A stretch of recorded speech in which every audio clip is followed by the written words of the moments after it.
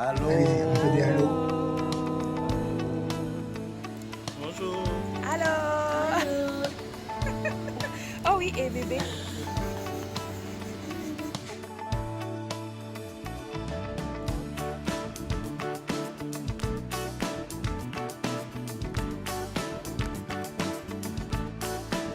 Allô, bon dimanche, que Dieu vous bénisse. Bon dimanche.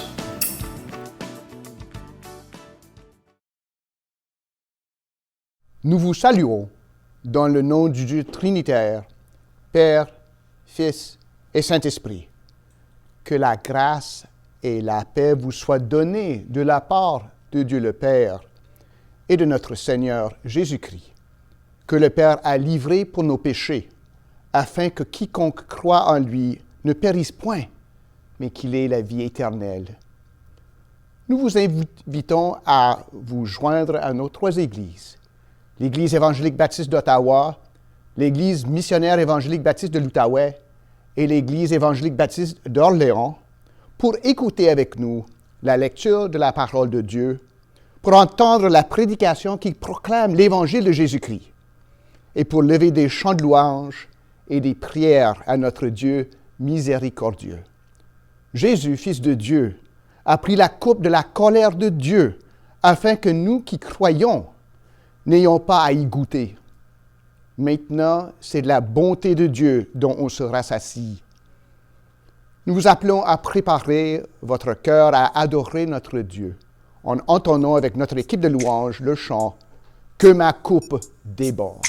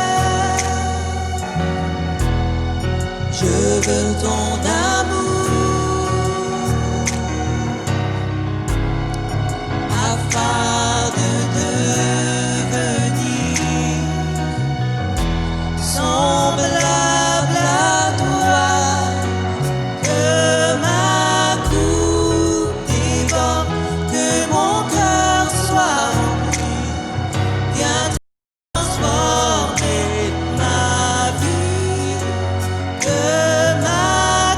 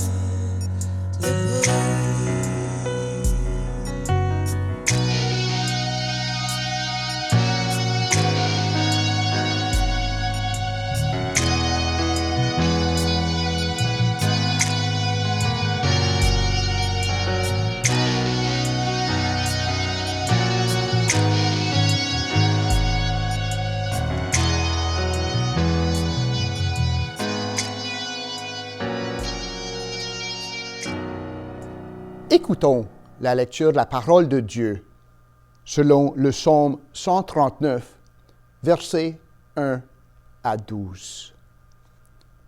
Éternel, tu me sondes et tu me connais. Tu sais quand je m'assieds et quand je me lève. Tu pénètres de loin ma pensée. Tu sais quand je marche et quand je me couche. Et tu pénètres toutes mes voies. Car la parole n'est pas sur ma langue, que déjà, ô Éternel, tu la connais entièrement. Tu m'entoures par derrière et par devant, et tu mets ta main sur moi. Une science aussi merveilleuse est au-dessus de ma portée. Elle est trop élevée pour que je puisse la saisir. Où irai-je loin de ton esprit, ou où fuirai-je loin de ta face? Si je monte aux cieux, tu y es. Si je me couche au séjour des morts, t'y voilà. Si je prends les ailes de l'aurore et que j'aille habiter à l'extrémité de la mer, là aussi, ta main me conduira et ta droite me saisira. Si je dis, au moins les ténèbres me couvriront, la nuit devient lumière autour de moi. Même les ténèbres ne sont pas obscures pour toi. La nuit brille comme le jour et les ténèbres comme la lumière. Parole du Seigneur. Continuons à adorer l'Éternel en chantant « J'entends ta douce voix ».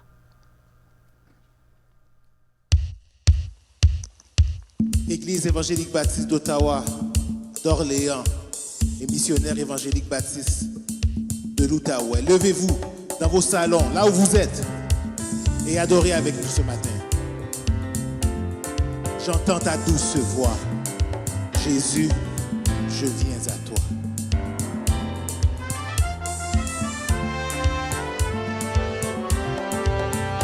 J'entends ta douce voix. Jésus, je viens. Jésus, je viens à toi.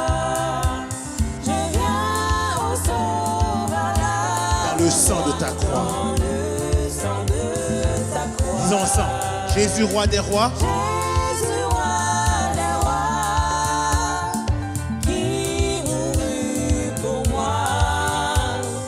Je veux mourir avec toi sur la croix. J'entends ta douce voix qui me dit, crois en moi.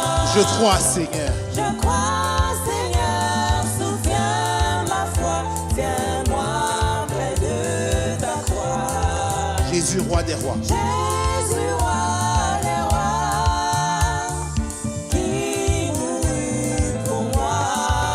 Je veux mourir avec toi. Je veux mourir avec toi sur la croix. Oh. Avec toi sur la croix. Si j'entends. J'entends ta douce voix. Elle pénètre en moi. Et elle me dit d'aimer comme toi. De l'amour. Je veux vous entendre. Jésus. Jésus, roi des rois, qui mourut pour moi. Je veux mourir avec toi sur la croix. J'entends ta douce voix. J'entends ta douce voix. Toi qui mourus pour moi, merci Seigneur. Qui mourut pour moi. Seigneur, que je m'unisse à toi dans ta mort par la foi. Disons, Jésus, roi des rois. Jésus, roi des rois, qui mourut pour moi. Je veux mourir avec toi. Je veux mourir avec toi sur la croix. Et encore, Jésus, roi des rois. Jésus, roi des rois, qui mourut pour moi. Je veux mourir avec Je veux toi. mourir avec toi. Avec toi sur la croix, avec toi sur la croix, avec toi sur la croix.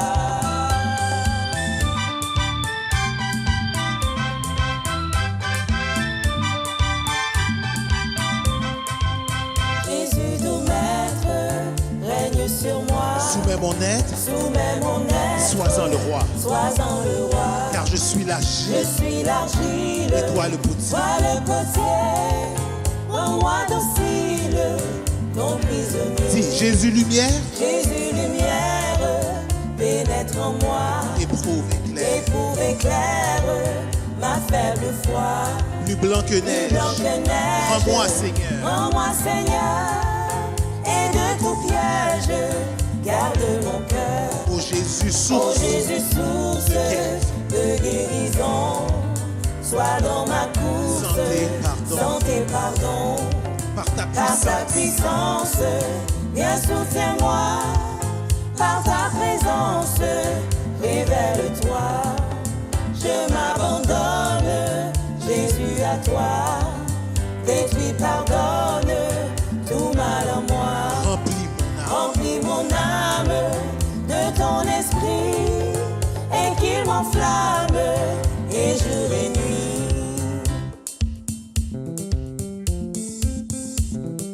Le psaume 117 nous dit: louez l'Éternel, vous toutes les nations. Célébrez-le, vous tous les peuples. Car sa bonté pour nous est grande et sa fidélité durera toujours. Louez l'Éternel. Toute la terre se prosternera devant toi et chantera en ton honneur. Romains 15 dit encore: louez le Seigneur, vous toutes les nations. Célébrez-le, vous tous les peuples. Toute louange à l'Éternel. Toute louange. Toute louange à l'Éternel. Toute louange à l'Éternel. Toute louange à l'Éternel. Let all praise be unto God. May all praise be unto God. Let all praise be unto God. Let all praise be unto God.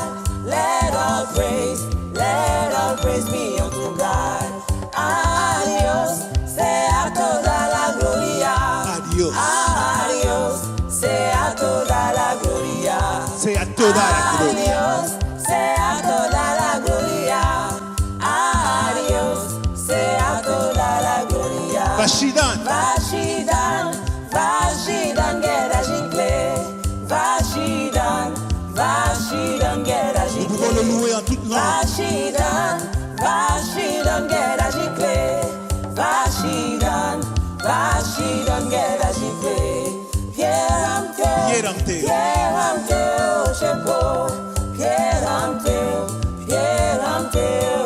En tout dialecte. Toutes les nations loueront l'Éternel. Lukumunyoso. Yes. Lukumunyoso na Yahweh. Na Yahweh. Lukumunyoso na Yahweh. Lukumunyoso na Yahweh. Lukumunyoso na Yahweh. Méritez toute gloire. Toute louange pour l'Éternel. Toute louange pour l'Éternel. Toute louange pour l'Éternel. Alléluia. Toute louange pour l'Éternel. Toute louange pour l'Éternel. Dieu fort et grand. Dieu fort et grand, tu vois toute ma vie. Tu m'as connu. Tu m'as sondé des cieux. Et où puis-je Où fuir? puis-je fuir ta science infinie, éternel roi, tu me suis en tout lieu. Et encore, où puis-je Où fuir? puis-je fuir Ta ta science infinie, Éternel roi. éternel roi, tu me suis en tout lieu. Soit que je marche. Soit que je marche, ou bien que je m'arrête, voici Seigneur, tu te tiens près de moi. Et pour parler, quand ma langue s'apprête, tout mon dessein est déjà devant toi. Et pour parler, quand ma langue s'apprête, Tout mon dessein est tout mon déjà dessein devant toi. est déjà devant toi. Vivant ou mort dans les cieux. Vivant ou mort, dans les cieux, sur la terre. Saint de lumière. Saint de lumière ou saint d'obscurité. Partout ta main. Partout ta main de me saisir au Père. Partout sur moi, ton œil est arrêté. Partout ta main. Pour me Partout saisir. ta main de me saisir sur moi, ton œil est arrêté. Que ta pensée est donc mystérieuse. Je n'en saurais mesurer la hauteur. À mes regards, ton œuvre est merveilleuse.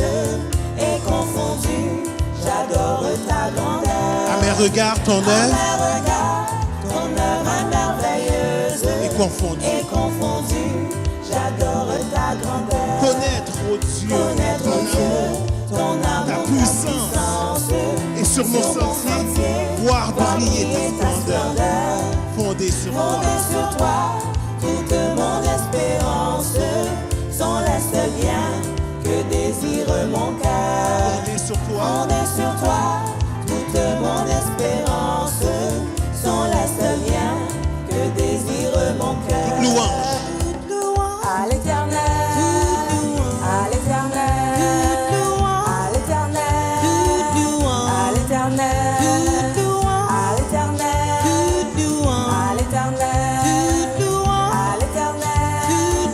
à l'éternel, à l'éternel, à l'éternel, Toute la louange te à revient, Seigneur. l'éternel, à l'éternel, à l'éternel. Reçois notre adoration.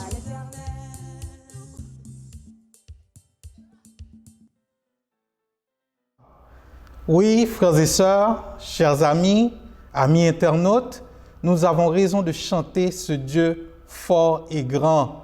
Il voit toutes nos vies et nous avons pleine assurance lorsque nous nous approchons de lui parce que nous avons été créés et voulus par lui. Il est par conséquent fiable, digne de confiance lorsque nous venons ensemble pour l'adorer. C'est pour cela que David, l'homme selon le cœur de Dieu, dit au psaume 84, verset 10, « Mieux vaut un jour dans tes parvis que 1000 ailleurs. Je préfère me tenir sur le seuil de la maison de mon Dieu plutôt que d'habiter sous les tentes de la méchanceté. » Sur ces mots, nous vous souhaitons donc la bienvenue à ce culte d'adoration en ligne. C'est aussi une joie pour nous de prendre ce moment pour célébrer ou souligner les anniversaires de naissance, de mariage, de conversion. Un anniversaire donne toujours une occasion d'apprécier la fidélité de Dieu envers nous. Comme le dit si bien ce chant qu'on aime chanter, « Toi qui disposes que cette année, par sa grâce, l'instant qui passe, serve à vous rapprocher de Dieu, et qu'à chaque heure, vers la demeure, nos cœurs s'élèvent par la foi. » Nous vous prions aussi de consulter les annonces sur chacun des sites respectifs de vos églises. Ces annonces sont mises à jour à chaque semaine pour vous et sont très importantes puisqu'elles représentent notre moyen de communication pendant ce temps de pandémie. C'est aussi le moment habituel de nos cultes maintenant où nous recueillons les dîmes et les offrandes de l'Assemblée. Écoutez ce que le Seigneur nous dit à ce sujet dans Matthieu 6, versets 19 à 21. « Ne vous amassez pas des trésors sur la terre, où la teigne et la rouille détruisent et où les voleurs percent et dérobent. Mais amassez-vous des trésors dans le ciel, où la teigne et la rouille ne détruisent point et où les voleurs ne percent ni ne dérobent. Car là où est ton trésor, là aussi sera ton cœur. » Les meilleurs investissements que nous puissions faire dans la vie sont les investissements pour le royaume de Dieu.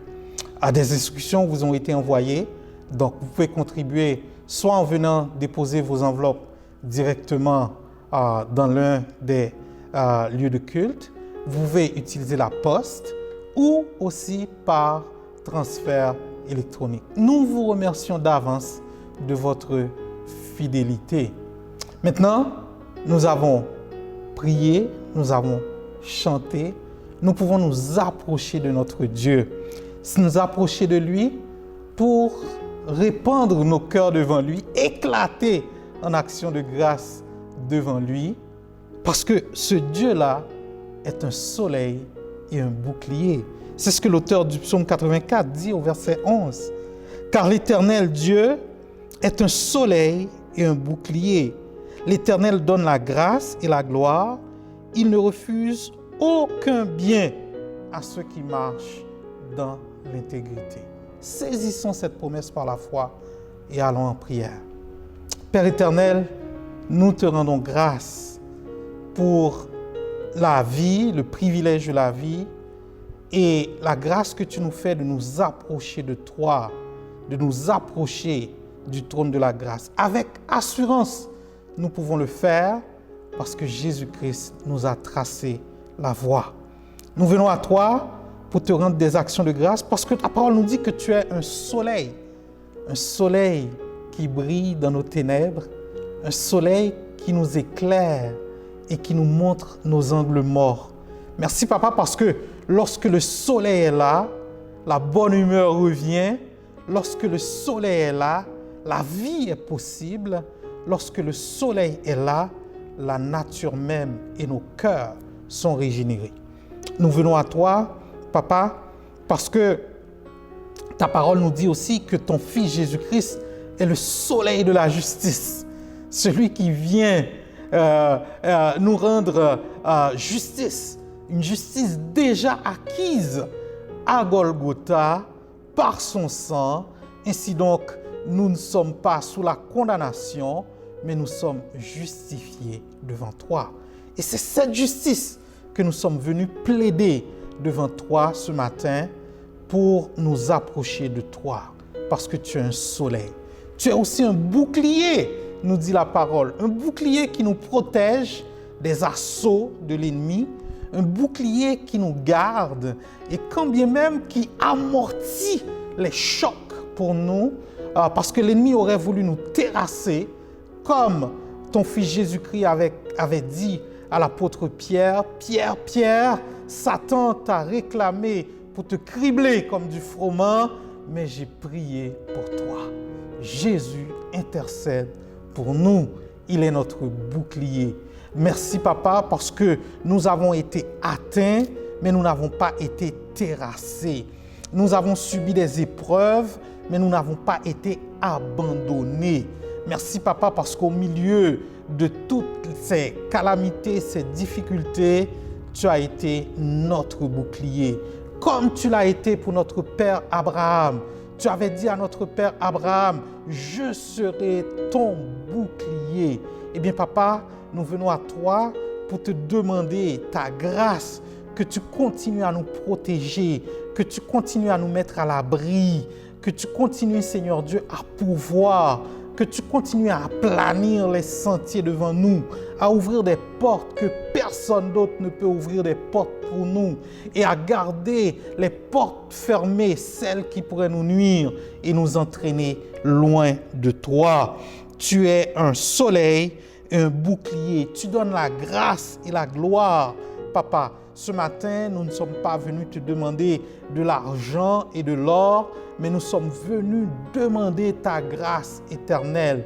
Papa, ta grâce riche, ta grâce sacrificielle, ta grâce satisfaisante, ta grâce qui vaut mieux que la vie.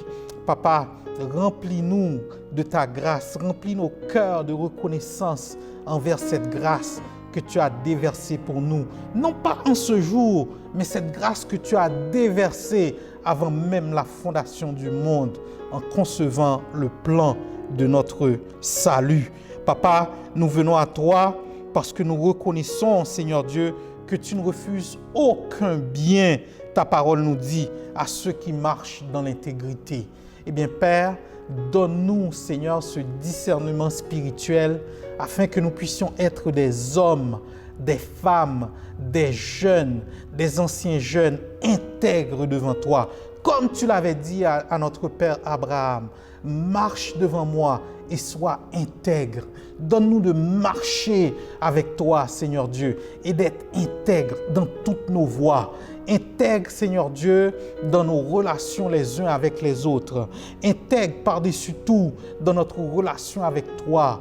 que nous ne soyons pas des gens chiches, que nous ne soyons pas des gens à double visage, mais que notre oui soit oui, que notre non soit non, et que nous soyons, Seigneur Dieu, intègres devant toi, dans notre marche, intègres, Seigneur Dieu, dans nos dîmes et nos offrandes, intègres, Seigneur Dieu, dans notre vie de prière, intègres, Seigneur Dieu, dans notre consécration à toi, Papa. Nous venons à toi ce matin, Éternel, parce que tu ne refuses aucun bien à ceux qui marchent dans cette intégrité. Nous te venons à toi, Seigneur Dieu, plaider, Seigneur Dieu, pour nos malades, Seigneur Dieu, afin que tu les guérisses et que tu les touches et que tu les relèves de leurs maladies physiques et spirituelles. Éternel, nous venons à toi, Éternel, pour que tu sèches les pleurs de ceux qui sont endeuillés. Papa, comment ne pas te prier pour cette femme, la mère de ces 2 enfants au Québec, ces 2 enfants assassinés par leur propre père? Comment ne pas te crier à toi, Éternel, pour que tu viennes au secours de cette famille, pour que, Seigneur, tu puisses leur relever dans ces temps troubles, ces temps de confusion, ces temps, Seigneur Dieu, où probablement ils questionnent même, Seigneur Dieu, pourquoi ces choses leur arrivent. Eh bien, Papa, tu es le Père des miséricordes, le Dieu de toute consolation, et tu utilises toutes les circonstances pour te révéler, Éternel. Eh bien, touche le cœur de cette femme, porte-la au cours de cette détresse éternelle, et que qui sait, Éternel, si, Seigneur Dieu, cette circonstance ne l'amènera pas au salut. Nous te prions, Seigneur Dieu, non seulement pour elle, mais pour, Seigneur Dieu, sa famille. Et nous te prions, Seigneur Dieu, que tu continues à être, Seigneur Dieu, ce bouclier, non seulement pour nous, mais aussi pour elle, Éternel, et pour sa famille. Papa, nous venons à toi parce que, étant donné que tu ne refuses aucun bien à ceux qui marchent dans l'intégrité, vois les besoins de ton peuple confiné dans les maisons, ceux qui font face, Seigneur Dieu, à des difficultés de quelque nature que ce soit, difficultés financières, difficultés au niveau de l'emploi, difficultés au niveau, Seigneur Dieu, peut-être même de la maladie éternelle. Eh bien, Papa, viens à notre secours parce que nous comptons, nous saisissons par la foi cette promesse que tu es le Dieu qui ne refuse aucun bien à ceux qui marchent dans l'intégrité. Papa, nous te prions pour un esprit de discernement pendant que nous planifions ce déconfinement de l'Église éternelle, que tu nous donnes de prendre des décisions avec sagesse, avec humilité, que tu nous donnes, Seigneur Dieu, de nous appuyer sur toi et sur toi seul. Ne nous laisse pas errer au goût de nos préférences. Ne nous laisse pas errer, Seigneur Dieu, au goût, Seigneur Dieu, des qu'en dira-t-on. Mais Seigneur, que tu nous guides en toutes choses et que tu nous donnes des décisions sages, basées, Seigneur Dieu, sur l'inspiration de l'Esprit Saint. Papa, nous venons à toi pour ton serviteur, Pasteur Arsène, qui aura nous parlé de ta part, que tu le couvres, Seigneur Dieu, et que cette parole, Seigneur Dieu, nous transperce, qu'elle nous ramène au pied de la croix, qu'elle nous amène, Seigneur Dieu, à l'humilité et à réaliser notre pleine dépendance de toi, Éternel. Merci, Papa, pour cette journée éternelle. Et nous la saisissons par la foi en disant que c'est ici la journée que tu as faite, qu'elle soit pour nous allégresse et joie. Nous nous attendons à toi, Père. Nous nous confions en toi. Ton Église est devant toi. Nos besoins sont devant toi. Nos mamies et nos papis sont devant toi. Nos frères et sœurs qui travaillent dans les hôpitaux, dans les centres d'accueil et dans le domaine de la santé en général sont devant toi. Ce pays est devant toi, Éternel. Nos enfants, la sécurité de nos enfants pendant cet été, pendant ce temps de vacances est devant toi. Nous venons tout déposer à tes pieds. Au nom de Jésus, nous t'avons prié et te disons merci d'avance, Seigneur, parce que ceux qui marchent en intégrité ne sont privés d'aucun bien. Amen. Amen. Nous avons prié et lorsque nous prions, frères et sœurs, nous ne le faisons pas en vain, car notre Dieu répond aux prières. Disposons maintenant nos cœurs à l'écoute de la parole de Dieu afin d'être touchés et transformés par cette parole. Bonjour mes frères et sœurs en Jésus-Christ, que la paix et la grâce de Dieu soient avec vous. Juste avant le message de la parole de Dieu ce matin, j'aimerais vous inviter à écouter un message de la part de notre collègue, notre frère, pasteur Francky Narcisse. Frères et sœurs en Jésus-Christ, que la paix de Dieu soit avec chacun de vous. Dire un au revoir, même temporairement, aux 3 églises de la région de la capitale nationale, n'est pas pour moi chose facile. Il s'est tissé entre ma femme et moi, avec vous, des liens si étroits, si forts et si profonds au cours de ces presque 30 années de ministère que notre cœur est et restera dans la région de la capitale nationale pour le reste de nos jours. Nous avons vécu tant d'événements heureux et malheureux. Vous m'avez vu dans mes moments de joie, de rire, de folie enfantine et de succès, comme dans mes moments de tristesse, de détresse et d'échec. Au travers de tout cela, je n'ai jamais cessé de désirer honorer Jésus-Christ en cherchant le meilleur pour chacun de vous, pour vos familles et pour chacune des 3 églises. Je rends grâce à Dieu de m'avoir béni dans ce service qui nous est commun et de m'avoir tant de fois fait des clins d'œil pour m'encourager à avancer quand j'ai eu peur, quand j'étais triste et déçu, hésitant et quand je ne savais quoi faire. Merci d'avoir été là pour ma femme et moi, pour nos enfants et nos petits-enfants. Merci de nous avoir fait voir la grâce de Dieu incarnée dans vos vies, dans nos moments les plus sombres. Merci de nous avoir traités avec grâce, quand nous n'avons pas été à la hauteur de qui nous devions être dans ce service. Merci de vous être rendus disponibles pour que Dieu vous emploie pour nous faire du bien. Nous voici conduits à aller faire l'œuvre du Seigneur à l'église de Pointe-aux-Trembles comme vos missionnaires. Nous y allons avec l'assurance que autant vous nous portez dans votre cœur, autant nous serons les heureux bénéficiaires de vos ferventes prières. Même si nous ne serons qu'à 200 km de vous, ce sera pour nous une douloureuse séparation qui rend nos cœurs lourds. Ma femme sera plus souvent avec vous et en raison du prochain accouchement de ma belle-fille, notre chère belle-fille Jennifer, mais je passerai certainement de temps en temps vous visiter. Convaincu que la vision que le Seigneur nous a donnée de multiplier les disciples, les leaders, les missionnaires et les églises, que cette vision est conforme à la grande commission et utile pour l'expansion de son œuvre, nous allons là-bas comme vos bras, vos pieds, votre bouche et votre cœur pour aller appeler les perdus au salut en Jésus-Christ, et pour aller édifier les saints afin qu'ils ressemblent à Jésus-Christ et soient propres au service et propres à accomplir la mission qui nous est commune.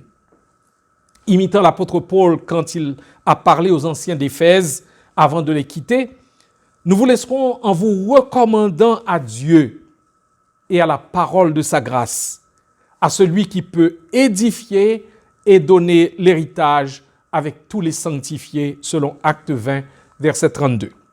Priez pour nous, pour l'amour, l'humilité, la sagesse, le discernement et le courage nécessaires pour accomplir la délicate mission qui est la nôtre. Priez pour nous et priez pour l'Église de Pointe-aux-Trembles, afin que Jésus-Christ nous conduise et accorde sa bénédiction à cette Église qui en a tant besoin.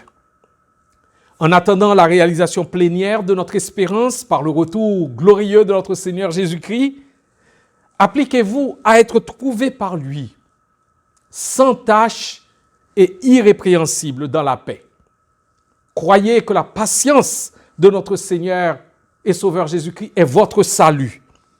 Mettez-vous sur vos gardes, de peur qu'entraînés par l'égarement des impies, vous ne deveniez à déchoir de votre fermeté, mais croissez dans la grâce et dans la connaissance de notre Seigneur et Sauveur Jésus-Christ. À lui soit la gloire, maintenant et pour l'éternité.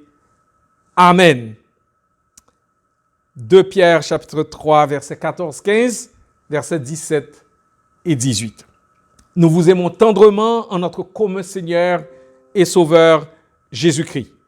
Bonne continuation de ministère et de mission dans la région de la capitale nationale. Nous vous aimons. À bientôt.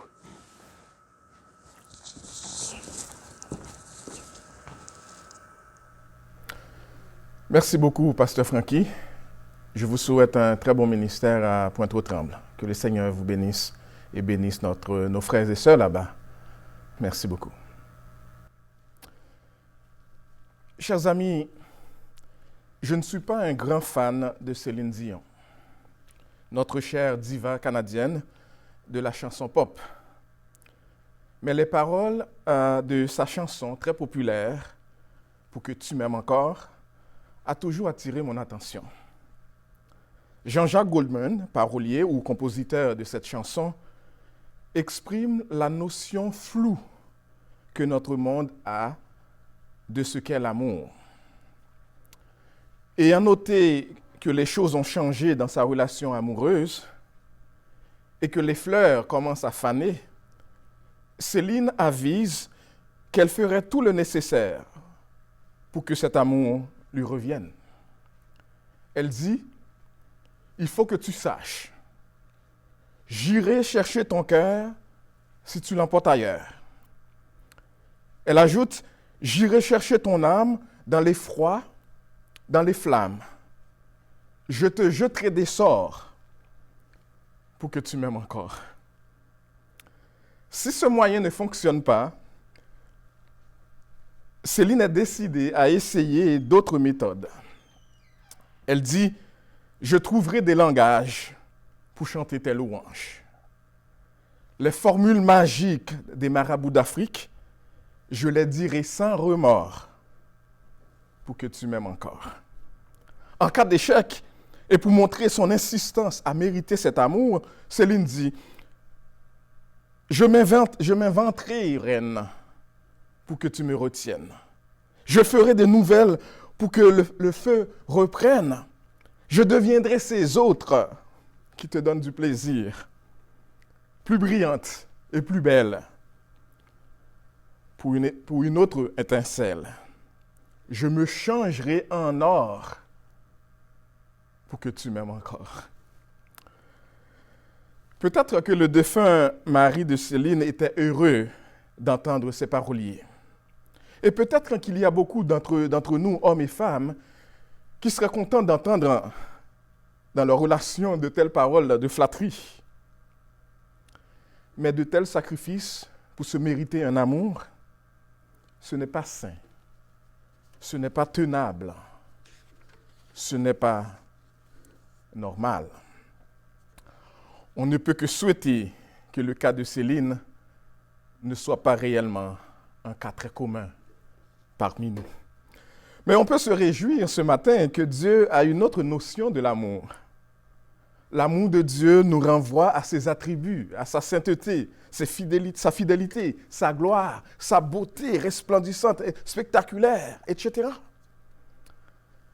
Lisons ensemble en Jean chapitre 3, les versets 16 à 21, où nous trouvons le texte de notre message aujourd'hui. Je lis pour vous ce texte que nous trouvons dans Jean, chapitre 3, versets 16 à 21. « Car Dieu a tant aimé le monde, qu'il a donné son Fils unique, afin que quiconque croit en lui ne périsse point, mais qu'il ait la vie éternelle. Dieu, en effet, n'a pas envoyé son Fils dans le monde pour qu'il juge le monde, mais pour que le monde soit sauvé par lui. Celui qui croit en lui n'est point jugé, mais celui qui ne croit pas en lui est déjà jugé, parce qu'il n'a pas cru au nom du Fils unique de Dieu. Et ce jugement, c'est que la lumière étant venue dans le monde, les hommes ont préféré les ténèbres à la lumière, parce que leurs œuvres étaient mauvaises. Car quiconque fait le mal est la lumière et ne vient point à la lumière, de peur que ses œuvres soient dévoilées. Mais celui qui agit selon la vérité vient à la lumière, afin que ses œuvres soient manifestées, parce qu'elles sont faites en Dieu. Parole du Seigneur. J'aime bien cette prière que je vais vous lire avant de commencer ce message, pour supplier la bénédiction ou demander la bénédiction du Seigneur. Seigneur, je te demande ta bénédiction sur tous ceux qui écouteront ce message. Bénédiction sans laquelle leur écoute sera vaine. Car nous pouvons avoir de l'instruction, mais être dépourvus de compassion. Nous pouvons prier, mais ignorer comment adorer Dieu et intercéder de manière efficace. Nous pouvons être éloquents, mais manquer d'onction. Nous pouvons enthousiasmer tes enfants sans pourtant les transformer. Nous pouvons parler à leur intelligence, mais manquer de sagesse et de compréhension. Nous pouvons distraire un grand nombre, alors que seuls quelques-uns seront véritablement régénérés par ton esprit. Alors donne-nous ta bénédiction ce matin, Seigneur, parce que nous te prions et te le demandons, au nom de Jésus, notre Seigneur et Sauveur. Amen. Amen. Oui, chers amis, la parole de Dieu nous offre une notion de l'amour totalement différente de celle du monde. Et nous pourrons dire, heureusement. Heureusement. Mais pour saisir l'ampleur de l'amour de Dieu, il nous faut comprendre et saisir adéquatement l'ampleur du péché. Et surtout, la grandeur et la puissance du remède qui a été apporté pour le traiter. Vous savez, lorsqu'on est malade, dépendamment de la maladie qu'on souffre, les méthodes qu'on utilise pour traiter cette maladie-là ou ce problème-là varient. Si on souffre et qu'une dose de médicament ne fait pas l'affaire, on augmente la dose. Et c'est la même chose sur le plan spirituel. Lorsque on veut comprendre tout l'amour de Dieu pour nous, pour comprendre toute la profondeur de cet amour, la grandeur et toute la puissance qui a été déployée, parce que le problème qui se posait avant l'intervention de ce remède était tel que Dieu avait besoin d'utiliser un moyen extraordinaire. Et c'est ce qu'on va voir ce matin. Parce que l'ampleur du péché, de nos péchés, est telle qu'il a fallu le sang de Jésus comme remède pour le traiter. Le sang de Jésus pour le traiter. Le Fils unique de Dieu, le bien-aimé de Dieu, Dieu le Fils, celui devant qui les anges jettent leur couronne, celui qui est béni à jamais, a pris la forme d'un serviteur, est flagellé, transpercé, meurtri, crucifié et mis à mort. Il a versé son propre sang pour que mes péchés et vos péchés soient pardonnés. Le seul remède qui pouvait le faire. Rien d'autre que le sang du Fils de Dieu incarné ne pouvait enlever nos offenses. Aucun esprit humain ne peut estimer correctement la valeur infinie du sacrifice de Dieu pour nous. Car comme quelqu'un l'a dit, aussi grand que soit le péché du peuple de Dieu, l'expiation l'emporte et est incommensurablement plus grande. ce que Dieu a fait pour nous en Jésus-Christ, son Fils qu'il a envoyé pour nous sauver, le remède qu'il a appliqué pour le problème, la maladie que nous avions, est beaucoup plus grand. Et c'est incroyablement impossible d'évaluer, d'estimer le coût de cela. Ainsi, chers amis, on peut comprendre Spurgeon quand il écrit « Le croyant, même lorsque le péché roule comme un déluge et que le souvenir du passé est amer, le croyant peut encore se tenir devant le trône flamboyant du grand Dieu saint de l'univers et crier « Qui me condamnera ? Christ est mort, bien plus, il est ressuscité, il est à la droite de Dieu, il intercède pour moi. Il a payé le prix de mes péchés. Preuve de l'amour de Dieu pour moi. » Alors que le souvenir de son péché est rempli de honte et de douleur, c'est Spurgeon qui continue, il en fait en même temps un clin d'œil pour montrer l'éclat de la miséricorde de Dieu. La culpabilité est la nuit sombre dans laquelle la belle étoile de l'amour divin brille dans toute sa splendeur. On peut voir du grand Spurgeon ici. La culpabilité est la nuit sombre dans laquelle la belle étoile de l'amour divin brille d'une splendeur sereine. Mais il est important, chers amis, de préciser, quand on parle de l'amour de Dieu, il est important de noter la diversité avec laquelle la Bible en parle. Carson, qui est ce grand théologien et auteur canadien, a répertorié 5 manières de parler de l'amour de Dieu dans la Bible. Ce n'est pas 5 différents types d'amour, mais 5 manières de parler de l'amour de Dieu dans son livre qui traite du sujet.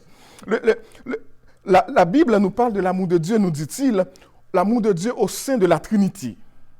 L'amour du Père pour le Fils et l'amour du Fils pour le Père que communique le Saint-Esprit. C'est ce qu'on lit en Jean 3, verset 35. Le Père aime le Fils et il a remis toutes choses entre ses mains. De même, en Jean 14, verset 31, nous lisons l'amour du Fils pour le Père.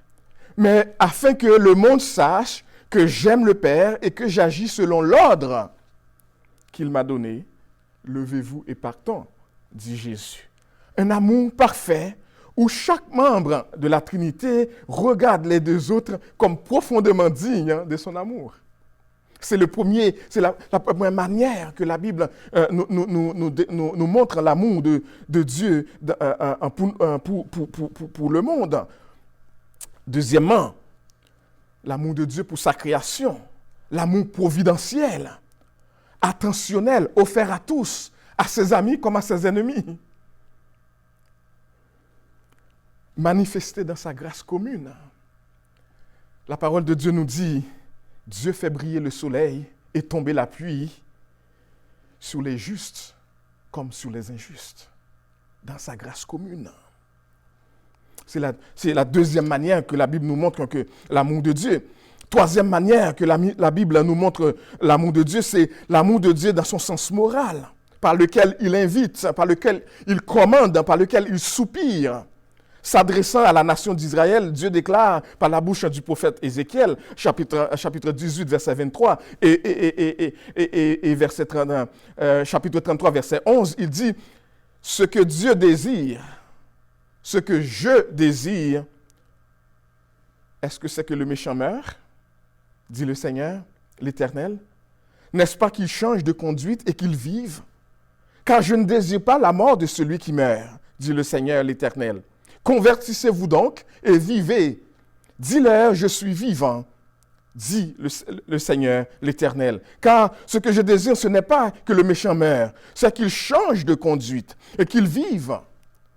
Revenez de votre mauvaise voie. Et pourquoi mourriez-vous, maison d'Israël? Le Seigneur parle par la voix de son prophète. Quatrième manière que la Bible nous parle de l'amour de Dieu, c'est l'amour sélectif de Dieu, qui choisit une personne et pas une autre. La Bible dit, j'ai aimé Jacob et j'ai préféré ou j'ai eu de la haine pour Ésaü. Malachie chapitre 1er, verset 2-3. Dans son choix souverain, il a choisi Israël parmi tous les peuples. Pas parce qu'Israël était meilleur que les autres peuples. De même qu'il m'a choisi, il vous a choisi pas parce que nous sommes meilleurs que les autres, mais dans son amour sélectif, parce qu'il nous aime, il a décidé souverainement de nous sauver. Et cinquièmement, la Bible nous parle de l'amour conditionnel de Dieu. Dans certains contextes bibliques, l'amour conditionnel de Dieu qui dépend de notre obéissance.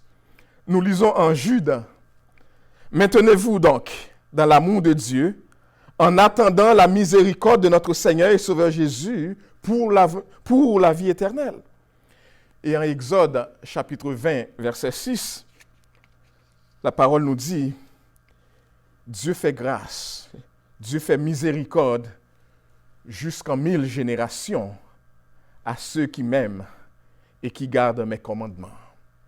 Il fait grâce, il fait miséricorde à ceux qui obéissent à sa parole. » Différents types, pas différents types, mais différentes manières de parler de l'amour de Dieu dans la Bible.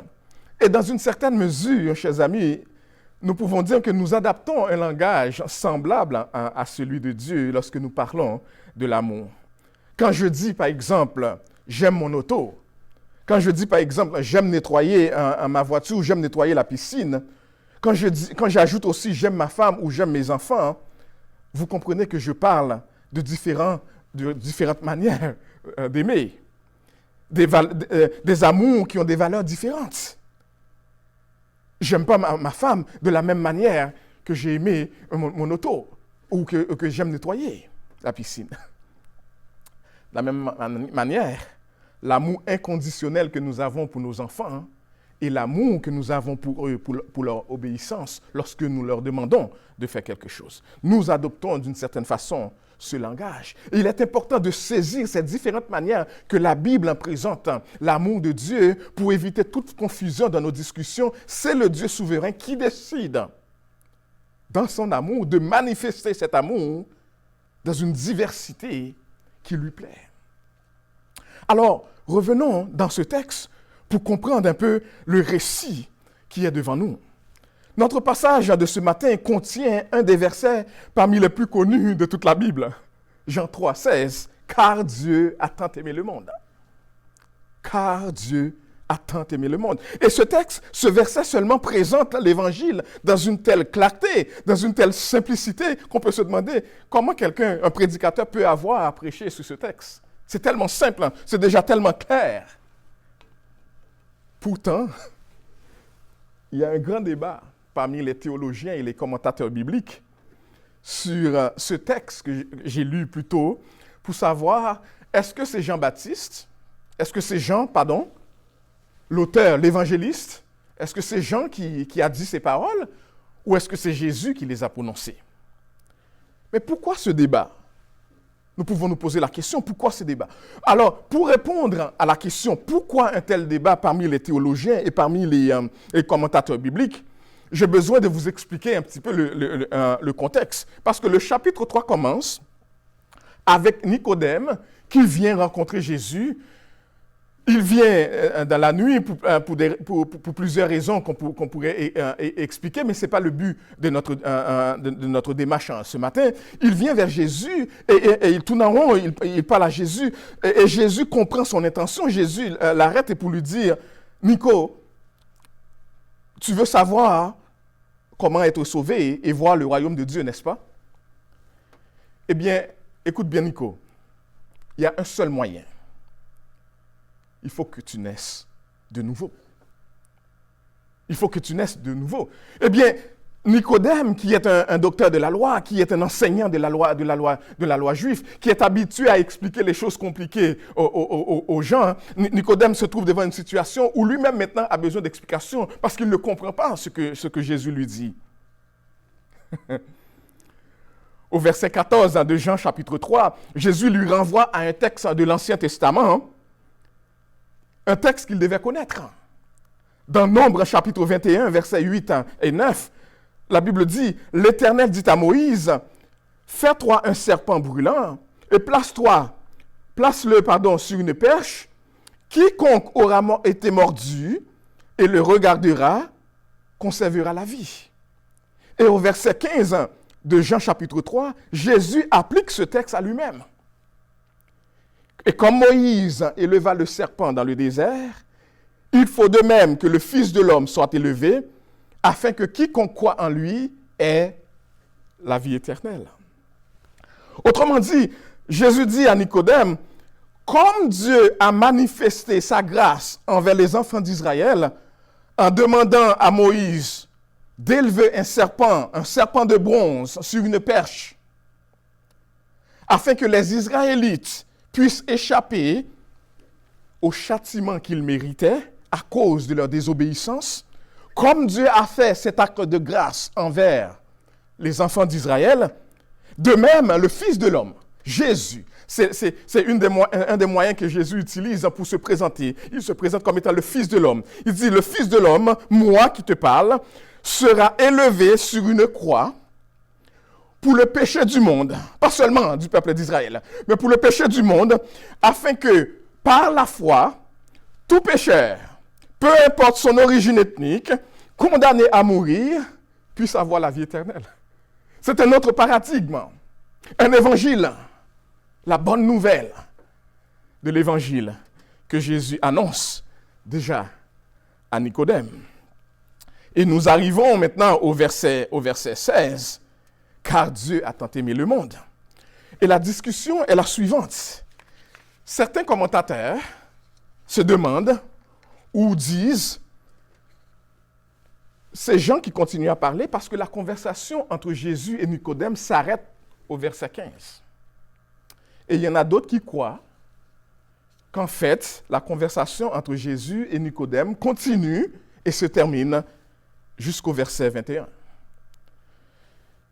Mais comme le dirait un autre, que les paroles des versets 16 à 21 soient de Jean ou de Jésus, il s'agit de la parole de Dieu. Et ce verset donne un résumé important de l'évangile. Peu importe de qui il est, peu importe de qui l'a prononcé, que ce soit Jean qui l'a prononcé ou Jésus qui l'a fait, ça reste les paroles de l'Écriture et ça annonce l'évangile, la bonne nouvelle qui sauve. Et la bonne nouvelle qui sauve non seulement les citoyens, les Israélites, les enfants d'Israël, mais la bonne nouvelle qui va sauver tout croyant du monde entier. Il élève la pensée au-dessus des symboles et montre le mystère de la croix, de la révélation de l'amour de Dieu pour le cosmos, l'humanité. Regardons le texte maintenant, regardons-le en détail. Dieu a tellement aimé. Cet amour, chers amis, est le principe et la source même du salut. Si tu es sauvé, c'est à cause de cet amour. Et si tu n'es pas encore sauvé, mais que tu as l'occasion d'écouter ce message, c'est encore à cause de cet amour qui veut te sauver et qui t'appelle au salut ce matin. Qui Dieu aime tant? Le monde. Il aime le monde, ce monde déchu, ce monde pécheur, ce monde en révolte contre lui. Il aime notre humanité tout entière à laquelle il destinait cette manifestation de son amour en son Fils Jésus. Il aime ce monde qui par nature est en rébellion contre lui. Dieu n'aime pas les péchés, mais il aime le pécheur et il veut le sauver. Le don de son Fils unique pour une race de pécheurs rebelles constitue l'expression de ce Dieu qui aime et dont l'amour est insondable. Et qu'a-t-il fait pour ce monde coupable? Il a donné. Il n'a pas seulement envoyé. Son Fils n'est pas seulement venu dans ce monde. Il ne l'a pas seulement envoyé, mais il l'a abandonné. Il l'a livré Il l'a livré pour nous tous. Ce qu'il avait de plus précieux, son Fils unique, son bien-aimé. Son Fils unique, il l'a livré pour nous tous. Comment ne nous donnera-t-il pas aussi toutes choses avec lui, nous dit sa parole. En Romains chapitre 8, verset 32. Il n'existe pas, il n'exige pas de tout homme pour qu'il ne périsse pas de son péché et de sa misère. Tout ce qu'il exige en fait, c'est de croire en ce Fils. C'est-à-dire de mettre en lui toute la confiance de son cœur en acceptant la provision de Dieu en Jésus, son œuvre et sa personne. Cela ne veut pas dire que tout le monde est sauvé. Il nous faut en effet recevoir ce qu'il a fait. Il nous faut recevoir son œuvre, il nous faut recevoir sa personne. Pour nous, que Dieu l'a envoyé, que Dieu l'a livré, pour que nous puissions avoir la vie éternelle. Par conséquent, la phrase continue en ces termes, afin que quiconque croit en lui ne périsse point, mais qu'il ait la vie éternelle. Nul n'est obligé de périr. Nul n'est obligé de périr parce que Dieu a envoyé son Fils. Et en plaçant sa foi en son Fils, on reçoit le salut, la vie éternelle.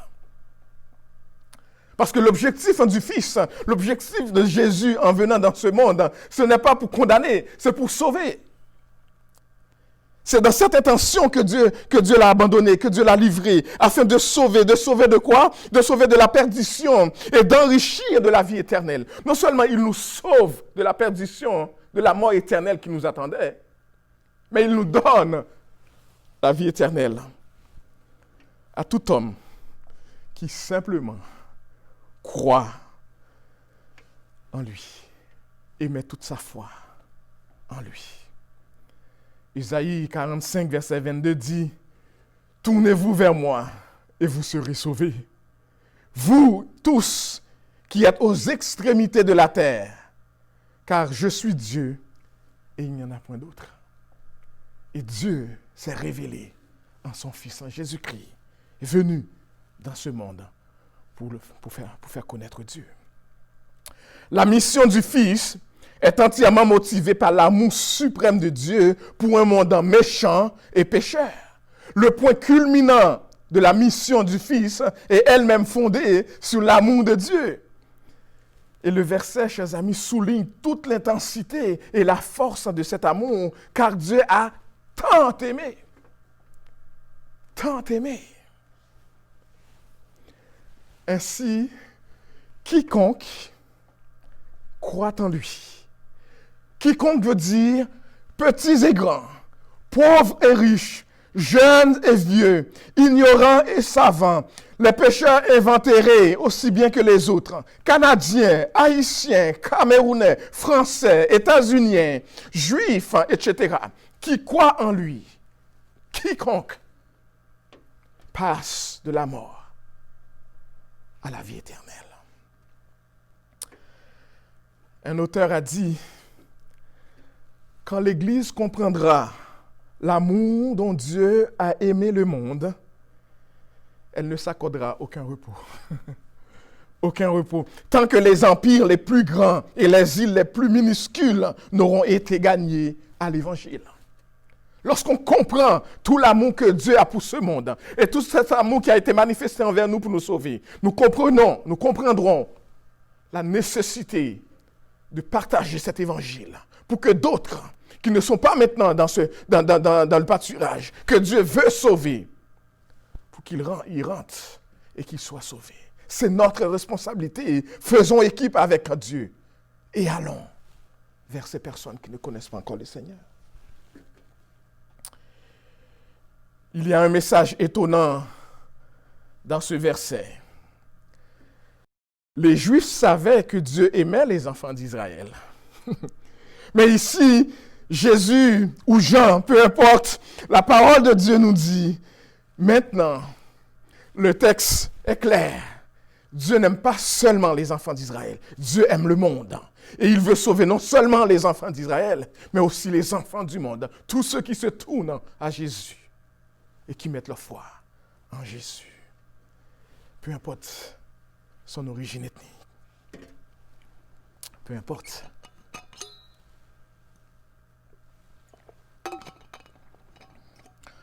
Le don de Jésus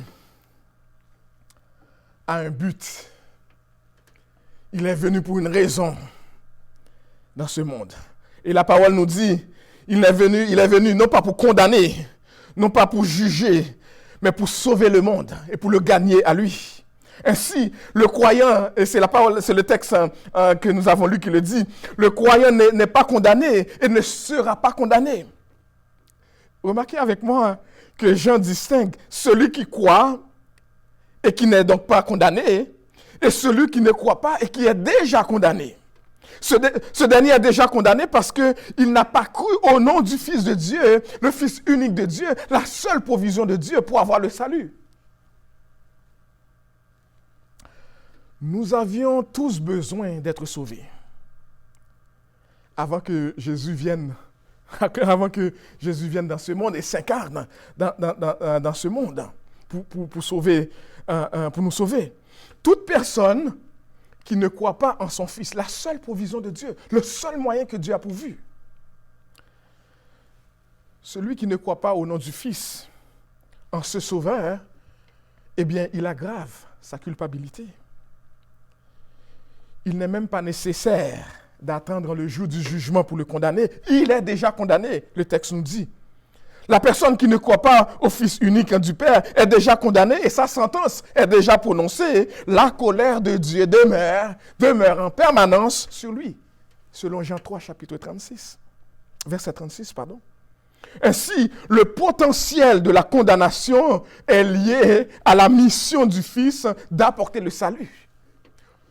Tu le reçois comme ton Sauveur et ton Seigneur, eh bien, tu as la vie éternelle. Tu le rejettes, eh bien, tu reçois la mort éternelle. Malheureusement. C'est donc une condamnation auto-infligée, si on peut dire, qui est liée à la mission du Fils, qui, en refusant la lumière qui est Jésus, la révélation de Dieu, pour lui préférer les ténèbres de ce monde. Les ténèbres de ce monde, malheureusement. Maintenant que je vous ai expliqué le verset 16 et assez rapidement les versets 17 à 21, je peux commencer maintenant à prêcher la parole de Dieu. Il y a 4 leçons, 4 applications que nous pouvons faire de ce texte. La première application, chers amis, c'est qu'il est extrêmement étonnant que Dieu nous aime. Extrêmement étonnant. Vous savez, aujourd'hui, lorsqu'on dit qu'on aime quelqu'un, tout le monde s'attend à ce qu'on donne des raisons pourquoi on aime cette personne. Dans le cas de mon épouse, qui était ma blonde à ce moment-là, c'était sa beauté, c'était sa personnalité, c'était toute sa personne, n'est-ce pas? Ses qualités particulières. Et j'imagine chacun d'entre vous en relation, vous avez de bonnes raisons pour expliquer pourquoi vous aimez votre épouse, votre époux. Un homme ne dirait jamais à sa femme, « Je t'aime parce que tu es minable ».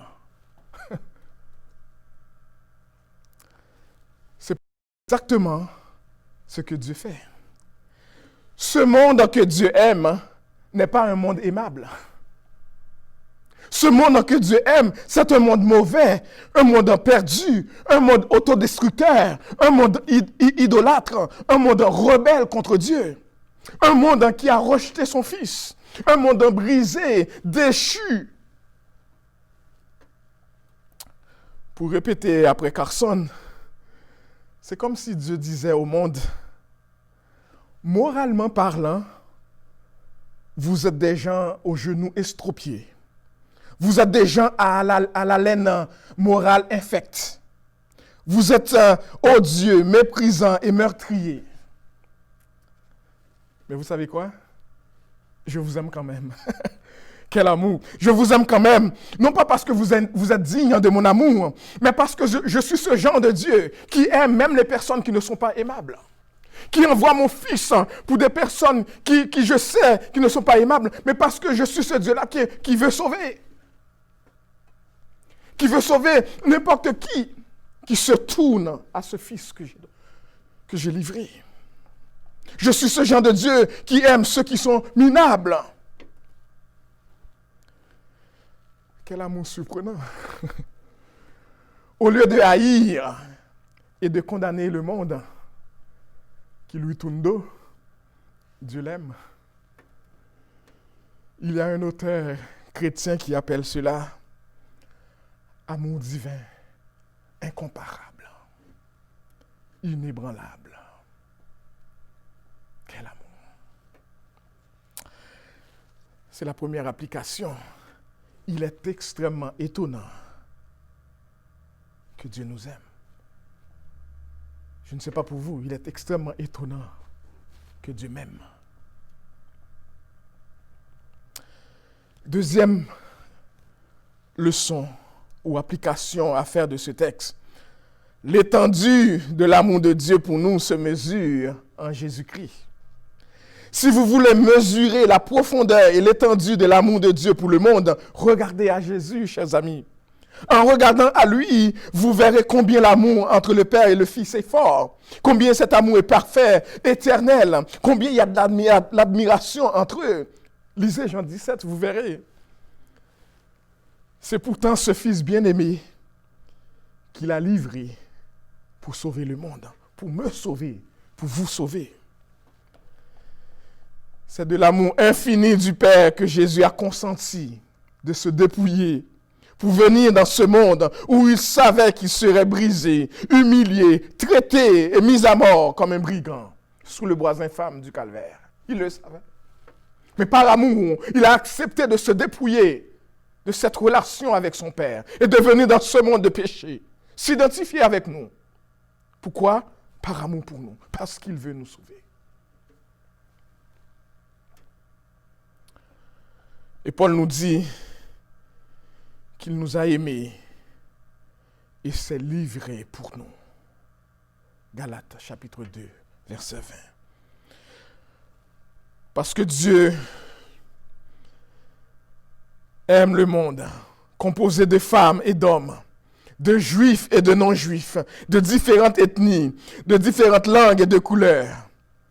Et le dénominateur commun, c'est que nous étions tous des pécheurs qui avons besoin d'un sauveur. La mesure de son amour, vous voulez le connaître? Regardez à Jésus. Regardez à Jésus. C'est Dieu qui s'est donné lui-même pour nous sauver. Vous comprendrez, chers amis, que cet amour a coûté cher à Dieu. Ça lui a coûté la vie de son Fils unique, qu'il aime de manière éternelle, pour ces créatures ingrates comme nous. Il l'a livré. Comprenez aussi que cela a coûté la vie à Jésus, son sacrifice et les humiliations qui ont précédé sa mort déshonorante.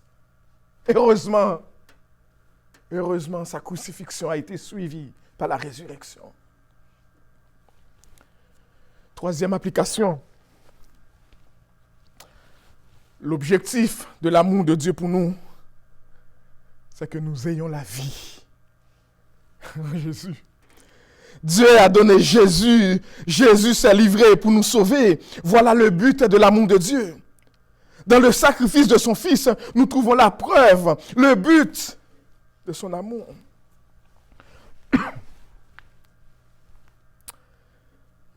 Il nous aime tellement qu'il a sacrifié son propre Fils. Il nous aime tellement qu'il a donné sa vie pour nous sauver de la condamnation et de la colère de Dieu, du jugement de Dieu. Et regardez bien avec quelle articulation l'auteur nous montre ce texte. Ceux qui croient en lui, il a donné son Fils, en fait, pour que ceux qui croient, pour qu'ils ne périssent pas. Pour qu'ils ne périssent pas. Il ne me donne pas ce que mérite ma rébellion contre lui. Sa miséricorde envers moi, pour que je ne périsse pas. si je crois en son Fils. Mais pour que j'ai la vie éternelle, il me donne ce que je ne mérite pas, sa grâce. Jésus meurt pour que vous et moi, nous n'ayons pas à mourir. Jésus meurt pour que vous et moi, nous n'ayons pas à mourir. Grâce infinie. Quatrième application, le moyen par lequel nous obtenons cet amour et cette vie éternelle, c'est par la foi. C'est tout ce que Dieu attend de moi, que je place ma foi en Jésus, que j'accepte son sacrifice, que j'accepte sa personne, l'œuvre qu'il a accomplie sous la croix. Lorsqu'il a dit tout est accompli, il n'y a plus rien d'autre que moi je puisse faire.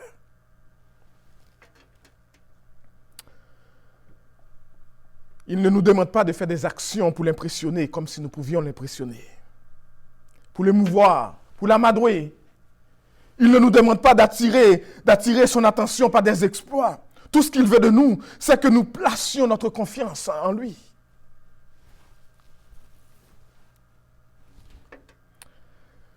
La foi exclut toute prétention. La foi exclut tout orgueil. La foi exclut tout vantardise. Et qui trouve en son objet dans la grâce, faveur imméritée de Dieu, d'un Dieu infiniment bon.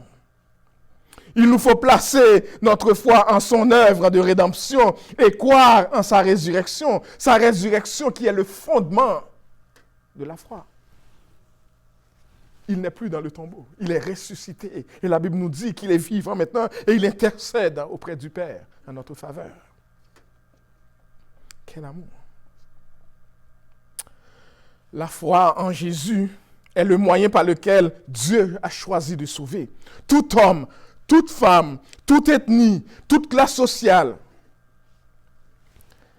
Et la décision de venir à lui ou de s'en abstenir dépend non des facteurs intellectuels, mais d'une attitude spirituelle et d'un comportement moral. Et c'est ce que nous dit le verset 21. En substance, c'est comme si le texte nous disait, si Nicodème est sincère dans sa démarche de vraiment connaître Jésus et de vraiment connaître la vérité et de vraiment voir le royaume de Dieu, eh bien sa conduite sera conforme à la vérité. Et il viendra à la lumière. Il viendra à Jésus parce que Jésus est la lumière. Et vous qui m'écoutez, il en est de même pour vous qui m'écoutez aujourd'hui et qui n'avez pas encore placé votre foi en Jésus. Si vous désirez connaître cette nouvelle vie en Jésus-Christ, qui est enveloppée dans l'amour de Dieu, dans la grâce du Seigneur et dans la communion du Saint-Esprit, si vous voulez vraiment connaître la vérité, je vous invite à venir à Jésus, qui est le chemin, la vérité et la vie. Il est la lumière du monde. Jésus est un don, un cadeau que Dieu a fait au monde, motivé par l'amour. Et son amour ne se limite pas à un petit nombre de privilégiés, mais au monde entier, parce que le monde entier a besoin d'un sauveur, parce que le monde entier est sous la condamnation du péché, et parce que le monde entier a besoin de Jésus. Dieu veut que tous soient sauvés. Il ne se réjouit pas de la mort du méchant. Ce qu'il veut, c'est que tous soient sauvés. Tout ce que vous avez à faire, c'est de recevoir ce précieux cadeau en accueillant Jésus-Christ comme votre Sauveur et comme votre Seigneur, en croyant en son œuvre complète, suffisante sur la croix, et en sa résurrection d'entre les morts. Cela nécessite de renoncer au péché et de s'en repentir, d'abandonner la vanité de ce monde des ténèbres pour se remettre à Jésus. Jésus, la lumière du monde, celui qui a le pouvoir de changer votre destinée. Je vous invite à le faire. je vous invite à le faire. Et pour terminer ce message ce matin, j'aimerais que vous écoutiez avec moi cette prière. Prière faite à la fin d'un des chapitres par Don Carson, qui dit ceci. Nous te demandons ta bénédiction, la puissance de ton esprit, pour que nous puissions te connaître et comprendre toujours plus les dimensions infinies de ton amour pour nous. Bénis-nous, Seigneur, non pas en nous faisant marcher sur un chemin facile, pavé de victoire, mais en nous apprenant la fidélité. Bénis-nous par les souffrances et les larmes que tu jugeras nécessaires et donne-nous un cœur et un esprit qui aspirent à te connaître et à t'obéir. Donne-nous faim et soif de justice. Mets en nous un zèle pour la vérité et remplis-nous d'amour pour notre prochain. Accorde-nous de voir toutes choses dans la perspective de l'éternité. Apprends-nous à rechercher la sainteté d'un cœur sincère. Donne-nous la force dans la faiblesse, la joie dans la peine, le calme dans le conflit, la patience en face à la haine, la fermeté et la prévoyance dans un monde inconstant. Nous te supplions, Dieu saint et miséricordieux, de nous utiliser pour que beaucoup d'hommes et de femmes apprennent à te connaître et à t'aimer vraiment. Mais par-dessus tout, nous te demandons que nos vies rendent toujours davantage gloire à ton Fils bien-aimé, notre Seigneur et Sauveur Jésus-Christ. Eh bien, recevons en lui la bénédiction de Dieu. Or, à celui qui peut nous préserver de toute chute et nous faire paraître devant sa gloire irrépréhensible et dans l'allégresse. À Dieu seul, notre Sauveur, par Jésus-Christ notre Seigneur, soit gloire, majesté, force et puissance, dès avant tous les temps, et maintenant, et dans tous les siècles des siècles. Amen. Amen. Allez avec la paix du Seigneur. Que Dieu vous bénisse abondamment.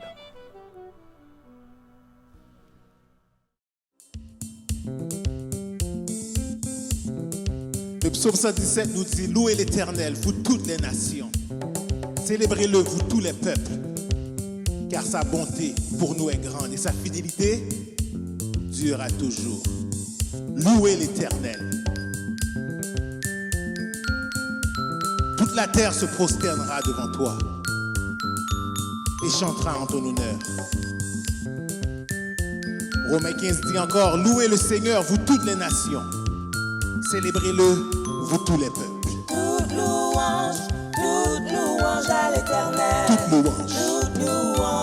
Toute louange à l'Éternel. Toute louange à l'Éternel. Toute louange à l'Éternel.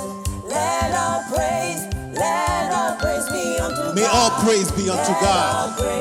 Let all praise be unto God. Let all praise be unto God. Let all praise be unto God. Adios, sea toda la gloria. Adios. Adios, sea toda la gloria. Sea toda la gloria. Adios, sea toda la gloria. Adios, sea toda la gloria. Vashidan. Vashidan, get a gicle. Vashidan, get a Nous pouvons le gicle. louer en toute langue. Vashidan, get a gicle. Vashidan, get a gicle. Pieramte.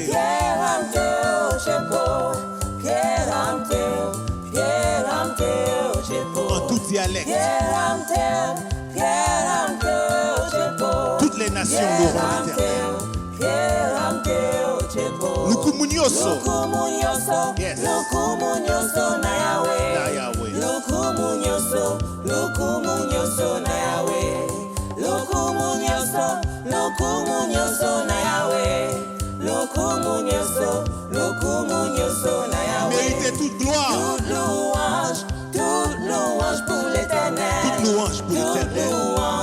toute louange pour l'Éternel. Alléluia. Toute louange